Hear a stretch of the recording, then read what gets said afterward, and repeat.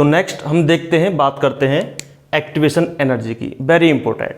ठीक है, हमने एक्स एक्सिस पे बोला है प्रोग्रेशन ऑफ रिएक्शन और पोटेंशियल एनर्जी को वाई एक्सिस पे हमने दर्शाया है। सबसे पहले एक्टिवेशन एनर्जी के बारे में जान लेते हैं, ये है क्या। एक्टिवेशन एनर्जी एक स्टैंडर्ड डिसाइड कर दिया है कि एक्टिवेशन एनर्जी ये है, इससे अगर ज़्यादा ही एनर्जी हुई तभी रिएक्शंस क्या हो पाएंगी, पॉसिबल हो पाएंगी। यानी कि एक्टिवेशन एनर्जी से ऊपर जो एनर्जी होगी वही पॉसिबल हो पाएगी हमारी क्या, रिएक्शंस। उससे नीचे अगर एनर्जी है तो रिएक्शंस पॉसिबल नहीं हो पाएगी।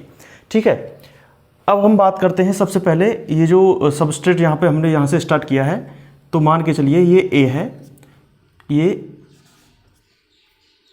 ए है, तो जो ये क्या है, पोटेंशियल एनर्जी का ग्राफ इधर ऊपर जाएगा। तो हम बात करते हैं सबसे पहले बिना एंजाइम के कि रेट ऑफ रिएक्शन पे क्या फ़र्क पड़ता है। तो मान के चलिए ये ए है, तो इसका ग्राफ ऐसे गया, तो ये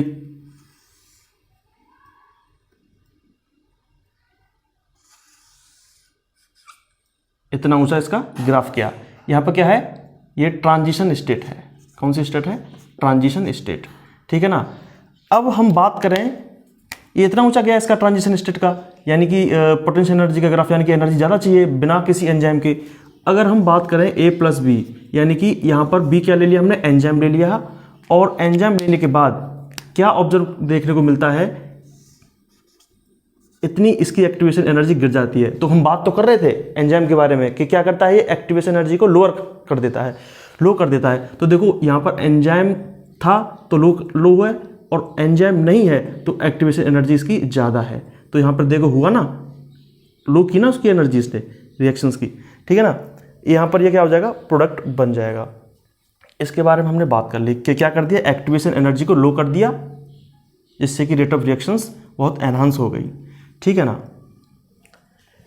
नेक्स्ट है नेचर ऑफ एंजाइम, कि क्या है इसका, बात करते हैं।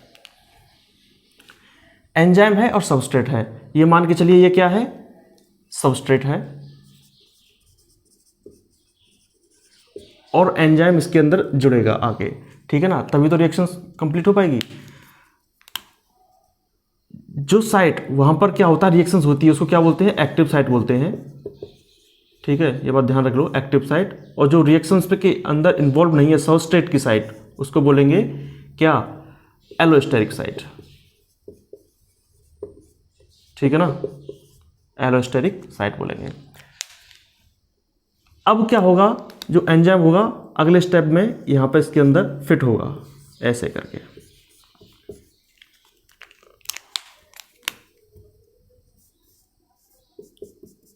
ये फिट हो गया इसके अंदर।